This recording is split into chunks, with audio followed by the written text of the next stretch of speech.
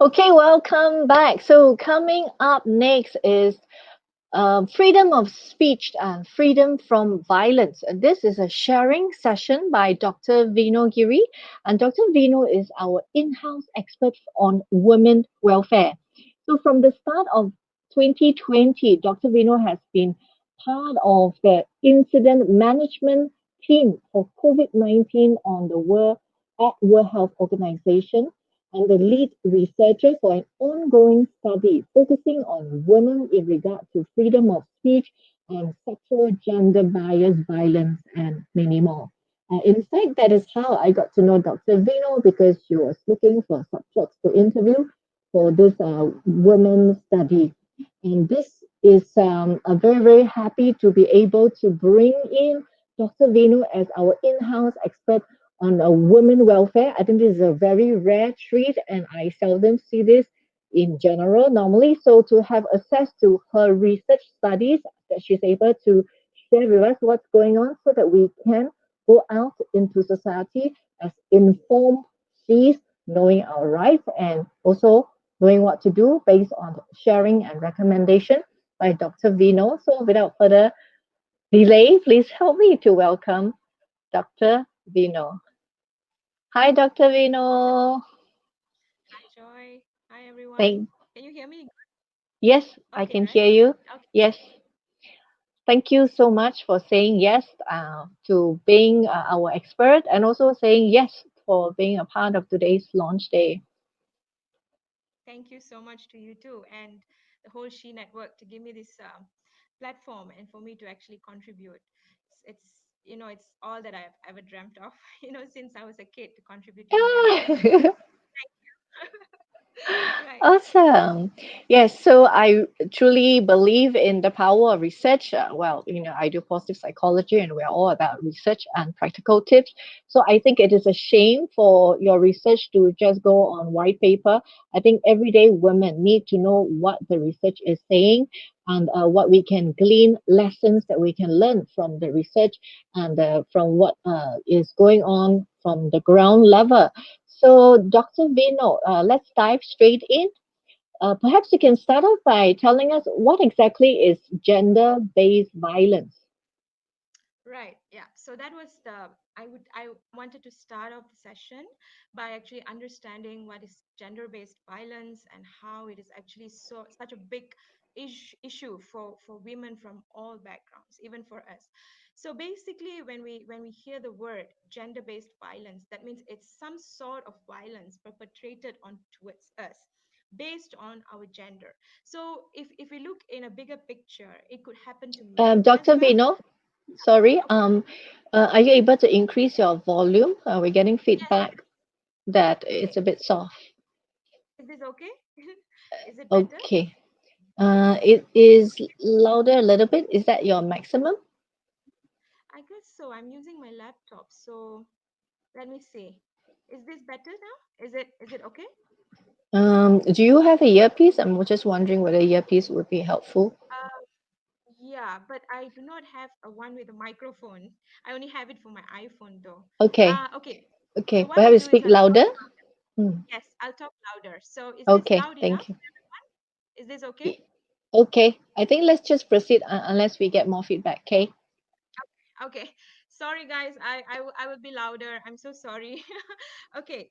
So, yeah, gender based violence, as I was saying, is actually related to any kinds of violence perpetrated on a person based on the gender. So, when we look at gender based violence on women, so it's basically violence, any kinds of violence perpetrated on a woman purposefully. So, I hope everyone can hear me clearly now. Is that okay? Mm-hmm. Okay.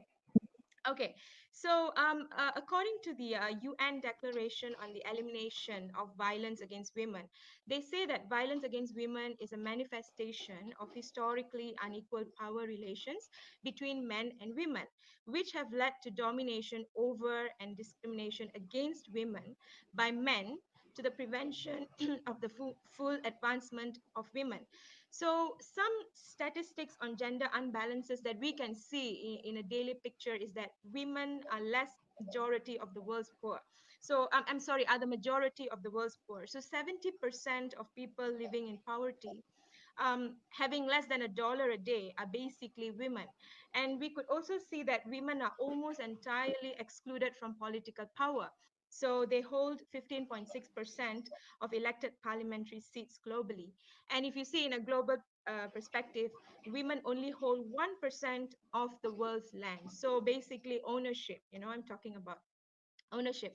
So yeah, so I think I've answered your first question. So basically the definition of gender-based violence is any kinds of violence, um, on any kinds, any gender, but today we're going to focus on women particularly.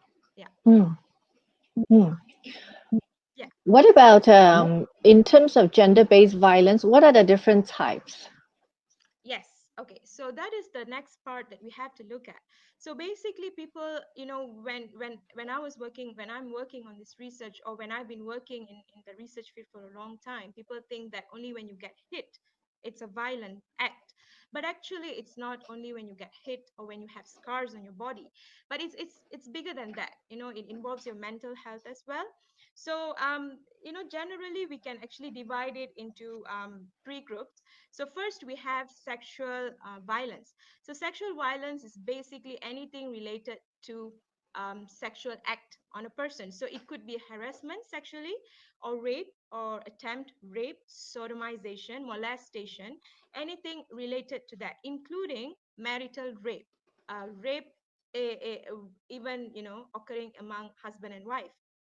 And then we have physical gender-based violence. So this is the most common and the most the most common violence, I would say, that people know about. People getting hit, so women getting hit by, it's not only their spouses, but it could be also people they work with. It can be their, anybody at all. And then next we have psychological abuse. So this is basically going so deep, it's going into your emotions as well as your mental health. So a person doesn't need to beat you to abuse you. So that is what it actually means. So it could be any kinds of humiliation, discrimination, to gaslight you, or to make you feel that you're always in the wrong, even when you're not doing anything, to the extent where you actually lose your sanity. So and then there are actually some uh, some root causes. I would say that certain triggers then can actually trigger these risk factors, these causes for gender-based violence. So, for example, alcohol consumption or substance abuse. So, we can say that when a person consumes alcohol to a to a very high extent, to beyond the limit, or maybe he's using some kind of substance, for example, meth, or anything like that. So it is not, it doesn't cause the violence. So people make a mistake, people make mistake thinking that when somebody drinks, it makes him to be a perpetrator, to abuse somebody. But that's not the right thing actually. So when we talk about gender based violence, um, and when it's when alcohol or substance use in that is in that picture, it just kind of like triggers it a little bit. It just makes them probably more angry, or probably full with emotions, and then just that kind of trigger. So it doesn't actually cause any kinds of violence. So people tend to think that all everyone who drinks alcohol, they tend to abuse, or everyone who uses substances. So that's a wrong concept, because people who are generally not using or not drinking can be perpetrators too. So yeah, I just wanted to make that as a point. And when you look at sexual abuse, there are two kinds of sexual abuse. One is sexual exploitation. So this happens when somebody reaches out to a person to exchange, you give me sex and I give you money. So usually they target the vulnerable populations, usually single mothers who lose place, shelter, or suddenly lose financial backup or something like that. And when they go to people, they actually usually know, they actually have connection with the person. And when they go for help and the person says, okay, you do this for me and I give you money. So that is sexual exploitation. And sometimes out of desperation, they have 3 or 4 children to feed, and they don't know what to do, so they do that. So this usually happens in very very people like vulnerable population, usually refugees or migrant workers, or people belonging to, they don't have a very good social economic background. And another thing is totally sexual abuse, so there's no consent or whatsoever, so they just get abused sexually. So we all know, right, it starts from a very young age. Children as young as 3 or 2 years old get abused sexually, and it goes up to even when the person is 80 years old. So things like this. Yeah, so I think I kind of explained a lot about types of gender-based violence. Yeah, and I wanted to also make a point that during the MCO, currently we had MCO since the 18th of March, and if you look at that point of view, usually it increases the risk for any kinds of gender-based violences. Usually increases during crisis. So sometimes they say a lots of violence. No, I mean, it's actually proven a lots of violence happens during war, or when there's an army, supposed to be guarding a certain village or a place, but they end up abusing everybody there, or humanitarian people who work in the United Nations, or things like that. They abuse their power by preying on women. So during MCO, like the Malaysia, I mean our country, they actually found that 57 they actually had a 57% increase um, in calls from women who were basically abused at home, so seeking for help. So in times of, so this happens in our country, so I'm just bringing this to light because things like this happen. It's just not all the time outside. A lots of things don't get reported or don't ever come out. So I think, yeah, that I spoke a lot about that, I guess. Yeah. So I think, yeah. Mm. So, Dr. Vinod, so I hear you mentioning about the Yeah.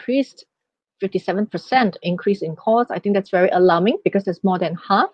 I've also have read reports, not in Malaysia, but in Australia, about um, uh, women who were quarantined in a hotel. In fact, like pretty high quality hotel, but they were somehow ended up giving sexual favors to the guards that were guarding them. Um, and it was more than one incident, so there were several women involved in the whole case. So that is very alarming, and that is very, very real because we're talking about the current pandemic, and this is what's going on that most of us might not be aware of. So what what advice would you give to us? How can we know who among us might be having a situation like this? What can we do about it? Okay, so that's a good question. So when you brought up this incident, I mean, a very similar incident actually happened in Malaysia as well. So it involved a policeman, and this was during the COVID, during the pandemic, where they are supposed to, we were all supposed to be under lockdown, and he actually sexually abused two foreigners in a hotel room for few days, and then he was then caught red-handed. So things like this are happening. So, when I'm working on this research, and even before this, when I work with vulnerable populations all the time, so one thing that I can tell everyone, you see, in this world, everyone plays a role. Even if sometimes a person doesn't go through domestic violence, it doesn't mean that the person do not, will not know what is going on around her, or him. So, like for example, we are not living alone in a closed home. So we go out in a daily basis, we are working, we have a group of friends, we are all connected to one another. So when somebody is going through a very difficult moment in terms of getting harassed, or they might be in a very abusive relationship, it's not, you see, they don't have to have scars to actually tell you that they're abused. They could be mentally depressed, because now mental health is a huge issue all over the world. But sadly, in Malaysia, when it comes to mental health, or when it comes to various kinds of violences, it's always a taboo, and it always made into a stigma. So people do not voice out freely, they do not seek help, they're kind of they're living in fear. So this is what I what I get when I'm carrying out research, especially when I'm currently working in this women research, these are my, my findings when I speak to women, when I speak to women in general from various backgrounds. They're basically, they have always lived in fear, and they do not know where to go to seek help, because even when they kind of show that they're not in the right situation, or they kind of feel this they somehow when someone is depressed or distressed or going through some emotional battle, it shows up. But nowadays people don't really, like I would say that lots of people have become more selfish these days. They do not actually want to ask, or even how would I say, okay, they when they see somebody being down, they do not have the time to go and ask the person if you're okay. Do you need help? Do you want somebody to talk to? Because when you do this to somebody, it changes their life basically. So it happens. So when I speak to women, and when I research, I do this research project to find out their gaps, and what did they go through, and how they fought all the battles they went through. A lots of them fought it on their own. Some of them had help, but lots of them fought it on their own, and it was very difficult for them, because a lots of them were suicidal, a lots of them attempted suicide many times. But thank God, some they received some help at the end, and some of them are still very much depressed till this moment. And yeah, so what I would like to say, we are speaking to two groups of people. One are those who are going through this in a daily basis, and one who are seeing what's happening around them. It could be among their friends, it could be among their colleagues, even their family members. So we all have to play our roles. So if we are going through some sort of abuse, we have to be strong. We should not give up, because we have to always remember that our life is precious. A lot of people fail to remember that when they're having some kind of issue, when they're battling something, they tend to think that their life is worthless. So we should not let that happen. Nobody can tell us that our life is worthless. Every day we breathe, every day we wake up, it shows how precious our life is. We are given another day to live. So first of all, we have to fight this. We have to fight this. So do not wait till the last, to the very, very critical part. Warning, there are always warning signs. We are always given some kind of signs, to show us something is not right around us. So always be alert. If you think something is not right, believe your gut, believe your gut feeling, and go with it. Analyze it more. Okay, is it really not right? Is it really something wrong somewhere? Okay, what is going on? Is my partner different? Is it treating me different? So things like this we have to do in a daily basis. If you feel something is not right. You see, everybody goes through battles, different kinds of battles in life. Lots of people suffer at workspaces too. So when they are going through some sort of harassment at workspace, they should not keep quiet, because I know it jeopardizes their daily income, and they have family they have to feed, they have to go to work. But working in such environment is actually going to kill your soul, and you're going to lose your whole life before you know it. So whenever certain harassment or certain, it can be a tiny, when you tell about this to another person, they can take it very lightly. But you as a person, you as your own self, you have to take anything that at all that bothers you as a huge issue and work on it immediately. Get help, seek help.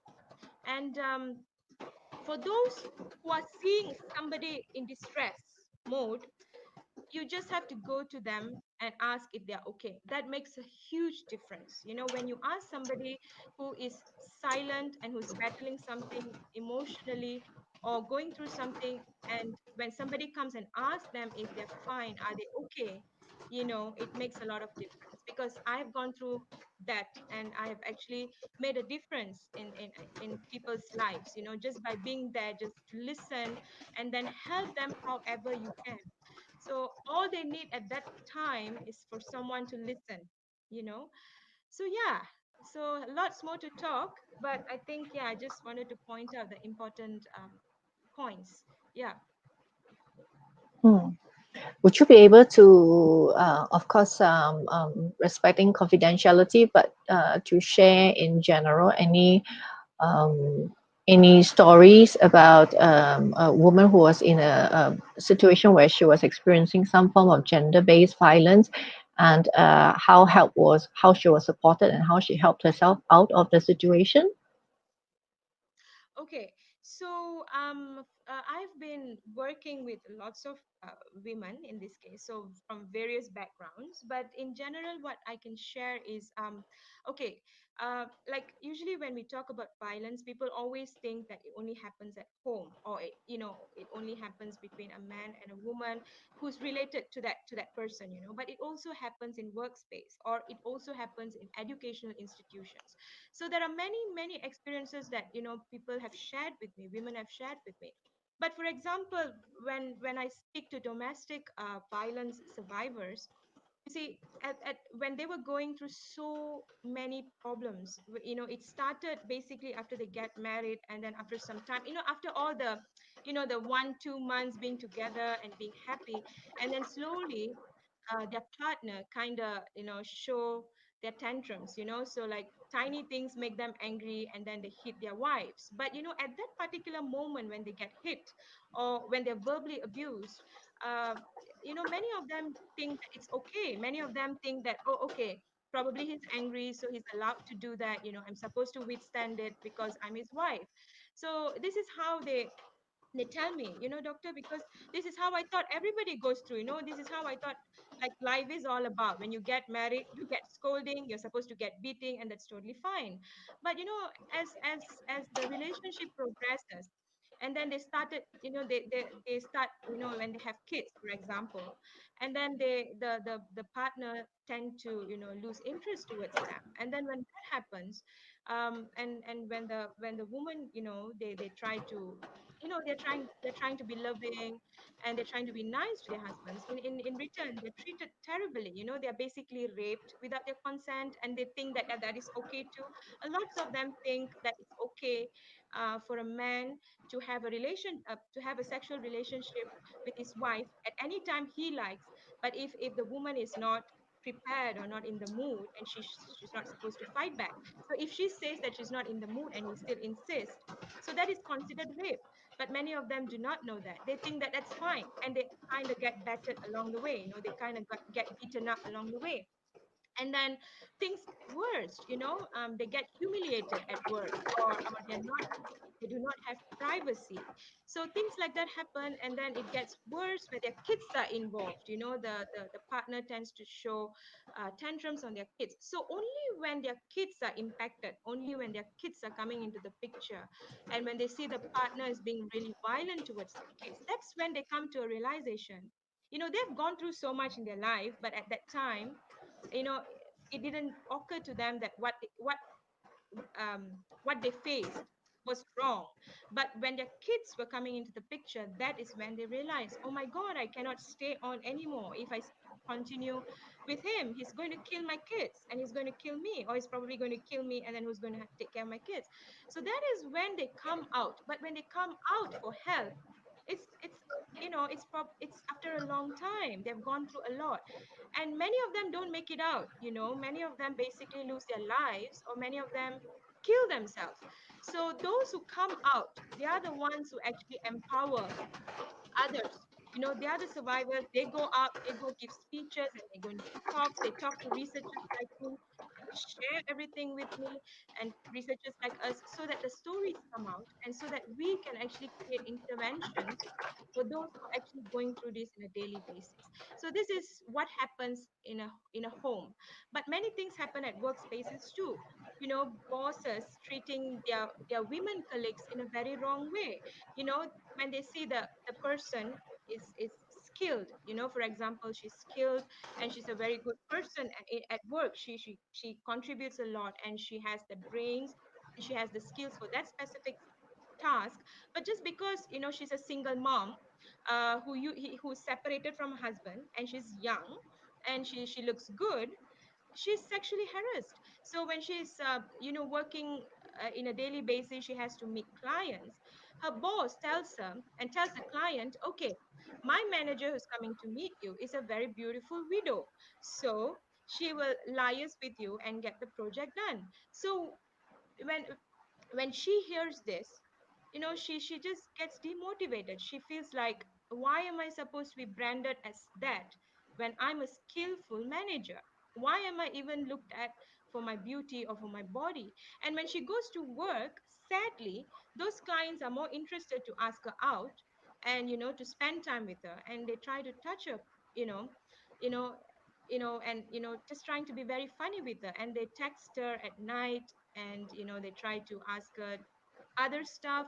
So at that point of time, especially during the pandemic season, she has to quit her job even though she has two children to feed, because she could not bear that pain anymore. She's being sexually harassed every single day, and her boss is the person who actually initiates that for the clients to do that. But she was brave because she could not take it any longer, and she actually reported it to the labor court, and she won the case. So we need people like that. Mm. And that friend colleagues who were around her were also very helpful. They noticed something was wrong, and they actually approached her. And so that, she got the help that she needed. But sadly, a lot of people don't get that. So that is why I'm so interested in doing research in regards to, related to humanity, because I think findings, so for example, what I'm working on right now, when I complete my research, I'm going to write a very strong research report, because it will have strong analysis for me, and I can use that as a foundation, to put that, that to take that report and discuss this with the government and the NGOs and any stakeholders for more funding, for more help for women out there. Because what I can tell you is, based on my findings, a lots of them are not getting the help they need. Even when they go seek help to certain organizations, they're not getting the help. See, so a lots of things cannot be said online, but yeah, so in general, that is still going on, so that is a huge gap that we need to fill in, because if we don't, we are going to get cases like what happened last week. A lady was murdered by her husband in a car. The case where a lecturer was murdered by her husband, I think it made big headlines. She was a lecturer in university. She had marriage troubles with her husband for a long time, and he did not want to grant her a divorce. There was a third party involvement, and finally she got killed. And sadly, she was a lecturer in a university. If only she sought help earlier, or if only somebody, among her college or her varsity, somebody who reached out to her, we can save lives. That's all I'm saying. We can save lives. We just have to work harder as a team. Yeah. Mm. I think that it is very poignant that you brought up a case which is recent, which include a woman that is, we're not talking about someone who is in a lower social economic status, but we're talking about someone who's actually a lecturer. So this is Yes. gender violence, gender-based violence can happen to anyone. Doesn't mean that you're educated, means you are safe from Yes. it. Very true. Very true. So that's why I'm telling, everyone faces something, everyone, you and I, every one of us, we do face some kind of violence in a daily basis. It's just that the way it happens, the people who cause this to us, they come from various backgrounds. It can be at workspace. I've spoken to people who have gone through such traumatizing childhood, such traumatizing school life, and it impacts them till today, and they're so demotivated to live their life now, just because they were body shamed and they were bullied in school. So things like this happens in a daily basis to everyone. So it's our duty, to stop. I mean, we can't stop this entirely, it's a huge thing, but we can contribute, and to save lives. And especially, it's not only about somebody dying or somebody getting injured, but mental illness, that's something that we have to look into. Everyone is battling that these days, and it's a taboo. It's something, so it's still taboo in our country. So we have to break all these, and we have to create lots of awareness to change a lot of things, but we can do it together. One person, it's difficult, but as a team, all of us, we can do lots of things. Indeed, well said. So, Dr. Vino, I'm very curious, given that in our She community, most of our women are probably going to be working professionals in different profession. Why do you think, what is the mindset of a working professional female who's educated but yet still allow herself to be a victim of gender-based violence? What's the thought process behind, and why is that still happening despite us being educated? Yes. Okay, that is a very good question. People ask questions like, people are very judgmental. You see, so that is very wrong. So what happens when somebody still stays in a decides to stay in a relationship despite being, abused, ever she could be abused. She has her own reasons, but that is why we need to help people like this because, education doesn't play a role when it comes to love. When it comes to connection with somebody, people can, love is very huge. You cannot describe love. It's different for everybody. We can see somebody getting abused, and yet the person is still with that partner. Okay, I do not want to say if it's a man or woman. You see, men get abused too, but in a different way. Women get abused in a different way, but statistics clearly shows women are more abused. But what I'm saying is, why are they deciding to stay with their partner or the person they love? Is because they love the person too much. They cannot see the danger behind it. So they think that they can help change the person by being with the person. But they also have to understand, if they do not get help for that person immediately, he could be probably, battling some kind of mental illness himself, or he could be dependent on a certain substance. So she has to help him that way rather than just staying with him, living a life with him without exploring ways to help his side. If she loves him so much, she should bring him for, a professional treatment. She should bring him to a mental, health professional, something like that. You see, for example, I can tell you a very recent incident that happened in Hawaii. Now, because I did my PhD in Hawaii, so um, there was a person. She was doing her first degree when I started my PhD. So we were both in the same in the John Abel School. She was doing public health and I was doing epidemiology. So I used to help her. She was a newbie, and I used to guide her. So what happened last week? I found out that she was murdered. And it's so sad. She was murdered just 2 days ago. We found out that she was murdered in her apartment. And apparently, she was murdered by her fiance, who was actually, they were together for a long time. But the thing is, he he actually had severe mental illness. He had severe mental illness. He had some issues before, but the authorities actually released him. Okay, they knew that he actually set up fire in some buildings. He has killed some animals before, when he was younger. But when he was brought in and when he was evaluated, he did show signs of being mentally ill, but they actually let him go. And then he got together with my friend, and they were together for a long time. But he ended up killing her, stabbing her multiple times because of his mental illness. And she died. So things like this happen. You see, because sometimes when you're so blinded by love, you don't see the real hazard behind it. The person, for all you know, the person you love can actually be battling something very, very severe, and he needs help. So you have to help him. You cannot help by just being with him, just by telling him, I love you, don't worry, I will not leave you. It's not going to solve anything. He's going to end up dead, and you're probably going to end up dead as well, and your kids. But if you can help him in a professional way, bring him and get him all the help. You can, there are many people who are living happy lives now, getting treated. But sometimes some people, like their partners are not mentally ill, they're just abusers. They're just plain abusers. They love to abuse whoever they are with. So, and they still cannot accept the fact that somebody they love so much is actually a person like that. So they will be battling this, and I'm sure they have a group of friends or people who can notice all these differences in that person. So it's our duty, when we see somebody going through like that indirectly, we have to approach, we have to help, because it makes a difference when you go to them and ask them what's bothering them and bring them out. They will definitely pour their feelings or whatever they're going through. Of course, not on the same day. You have to listen. You see, you have to be patient. You can never tell a person, don't worry, it's going to be okay. It doesn't work. Okay, tell me what's going on. I want to listen. I'm here for you. And let them speak, let them pour. And then you can make a difference. You can help them, you can bring them out and you can actually save a life. So people like that need people like, us or anybody else to help them. They need help, but they're just not asking for it. So you have to be really observant and you have to be really patient to help somebody who's in this kind of situation. All they need is guidance.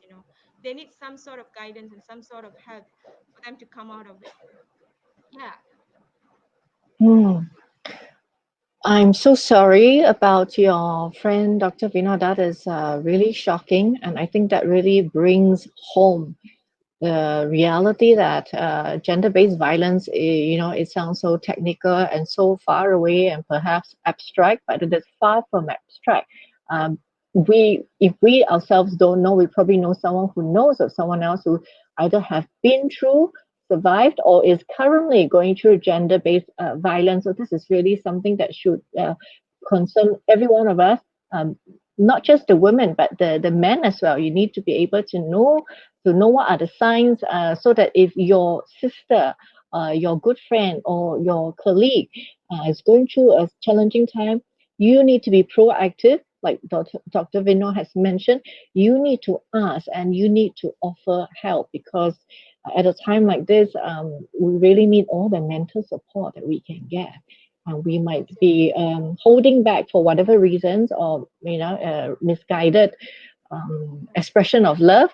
We really need people to rally around us and to show us the right way if we have been misguided ourselves. That's very right, Joy. That's very right. We all play roles. I always believe all of us have a purpose, to be in this world, so we are supposed to help each other. That's the only way you can restore humanity. If not, it's going to go towards destruction and you're not going to have any more goodness. It's going to be plain evil if no one steps in and help, so yeah, I strongly believe we can all make differences if only we put our heart and soul into it. So yeah. Yeah.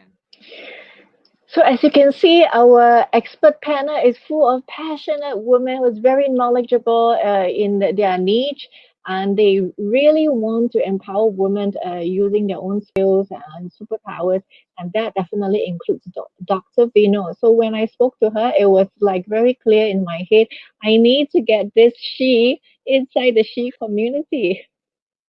Right, right. I'm so happy to. There's so much more we can do. So yeah, that is what I wanted to say. Another thing, since people are watching, you know, we should never think that there's nobody to help us. So there will always be somebody to help you. You just have to ask. You see, when I speak to my fellow participants, that's the same thing they were telling me. At that point of time, I could not see. I thought my whole life is gone. I thought that this is it. This is why I was born, this is why I'm going to die. But then they did get help, but sometimes they got it a little late, very late, or sometimes very soon. But there is always somebody who can actually help you, but you have to somehow seek help. You have to show, you have to, if it's difficult to speak out, you can show it to somebody you're close with, that you're not happy, you're not happy, you can just show it, and then if that person cares for you, the person is going to make a difference. So it's very important. So do not think that when you're coming out from an abusive platform, no matter where it is, it could be a workspace, it could be a family, it could be the person you're married to, the person you're living with, anybody. Just think that I'm going to go and reach out to somebody. We cannot hide this anymore, because when we need help in this, we have to ask for help, because if not, our whole life is going to be perished and we're not going to get it back. And once it's gone, you're not going to get it back. You don't have a restart button. So that is what I'm telling, like, reach out. There are many, like, now we are in everyone who's attending this, know me, know you. Just reach out to any one of us, when you need somebody to even listen. That makes a difference. So, and to everyone else out there, always look out, always be alert. It can be a stranger. If you're taking a train and if you think somebody is so disturbed, and you think that person is, if you see somebody crying, approach them. Don't think that it's not my business if that person is crying. No, she might be attempting suicide, and you can actually change a whole life by asking her, are you okay, ma'am? I have a tissue. Take my tissue. That will change someone's life. Trust me, it has happened. I've done that. A lot of people have done that, and they've changed someone's life. So yeah, I think some take away messages for people, for everyone. Yeah. Thank you, Dr. Vino. So before we wrap up this session, I'm wondering whether you have anything special you want to share, advice to give to the men, because I think we are talking a lot about the women, but this is a she network is a he for she and she for he community. What word of advice do you have for the men? Yes, okay, that is a very good yeah question, or sharing, or you call it. So in general, if you ask me, nobody is born bad. Nobody. You see, everyone is born. Babies, right?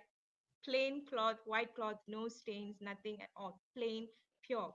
So no one is born bad. Everyone, even a person, okay, a serial murderer, okay, a serial killer, he has a past. If you deep dive and to see why actually he became a serial killer, he's probably from a very, very abusive background. He saw some bad things in his family, and that polluted his mind and ate up his mind, and he became psychotic. So everybody has a reason, to do something. So no one is bad, but sometimes some people, for example, anger. You see, some people, I'm not going to use gender, I'm not going to say man or woman, I'm just going to say people. Okay, some humans or some people, they cannot control their anger. Generally, even the tiniest thing can just trigger them, and they go berserk, and they can just punch something, or they can hit something. And if, let's say, they're discussing something, probably, during the pandemic, I would just go back to the whole lockdown crisis, not only in Malaysia but worldwide, since I'm also working with COVID, right? So worldwide, if you see, the spike is there, in violence at home, is because they had difficulty economically. They are challenged. Okay, they're financially not stable anymore because they're not able to go to work. They're not able to get money for their family. So men in general, what happens is, they cannot control their anger, because, oh, they'll be thinking, oh, what am I going to do, how am I going to support my family? So at that particular time, when they have some difficulty with their wife, they tend to lose it, and they tend to hit their wives, only to realize later, some of them, they do realize they've made a mistake. But what I would like to say is, whenever anyone is angry on anything or any issue, do not show it another person. If you think you're so angry you're going to hit something, just walk out from the room. You do not have to stand in front of another human being, because you can't control it anymore. So okay, tell yourself, I don't want to hurt anybody, I'm just going to walk out of the room, maybe get a chill beer, or maybe just go out for a little bit, jog or smoke, do something. And then once you're calm, then you come back home and speak. This is I think this applies to everybody. Same goes to women too. Before we say words that can trigger, sometimes when we're angry, we use all kinds of profanities or words that we don't intend to use. So before we say all those things, let's tell ourselves, okay, we don't discuss this now. You're angry, I'm angry, I'll go this way, I'm going to do some cooking, I'm going to go and sing, I'm going to dance. Okay, you go out, get a beer, or take a puff, and then let's come back. Let's watch a movie with our kid, and then let's discuss at night. Things like that. Very simple things. So, and if some people do have mental uh, issues they cannot control, they have to seek help. It's not an embarrassing thing to say that we are disturbed mentally. All of us go through in this in a daily basis, but sometimes we cannot control certain things. So if we think that we need some kind of help, seek help. Go to professionals, get some advice from psychiatrists, go for counseling sessions. All these helps. So yeah, yeah, I think, yeah, if you allow me to talk, I can talk for a whole day. But yeah, I hope that helps. Yes. Thank you for sharing, Dr. Vino. I know your passion, and that's the very reason why you are here sharing, because this is what you love.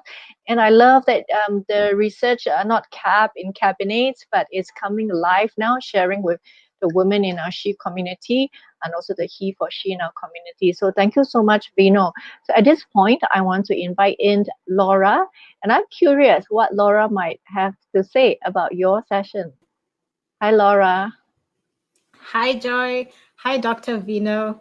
Well, I think I'll start with what you ended with, which is I think it's fantastic that we have someone who wants to keep talking about this all the time, because I think we need more and more and more women and men talking about this because it's so important. So yeah, I just want to start by encouraging you to keep talking. I think use every avenue because I think this is the work that you're doing is absolutely so important, so vital. So thank you for talking and sharing with us today. And I also loved, I think just on a similar note as well, I love how you talk about it's not just women, but it's men as well.